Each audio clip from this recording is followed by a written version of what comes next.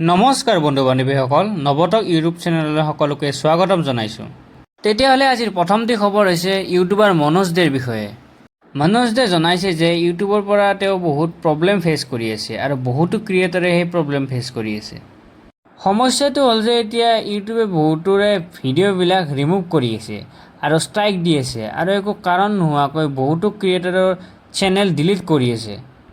এই সমস্যাটোৰ ক্ষেত্ৰতে মনোজ দে ইউটিউবক টেগ কৰি এটা টুইট দিছে। টুইটটো মই স্ক্ৰীনত দি দিছোঁ, আপোনালোকে এবাৰ চাই লওক। নেক্সট খবৰটো হৈছে বিহাৰ গভৰ্ণমেণ্টৰ বিষয়ে। হয়, বিহাৰতো চাগে এতিয়া সকলোৱে ফ্ৰী ইলেক্ট্ৰিচিটি পাব। বিহাৰৰ CM-এ জনাইছে যে এতিয়া বিহাৰত ফ্ৰী ইলেক্ট্ৰিচিটি পাব। তাৰে ওপৰত এটা আপডেট আহিছে, মই আপডেটটো স্ক্ৰীনত দি দিছোঁ এবাৰ।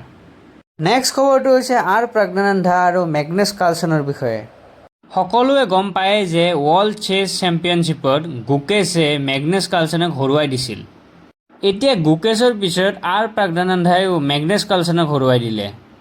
যোৱাকালি হোৱা freestyle chess grand slam round 4 of group মেটছত প্ৰজ্ঞানন্দাই মেগনাছ কাৰ্লচনক চেজৰ 3টা ফৰ্মেটতে হৰুৱাই দিছে।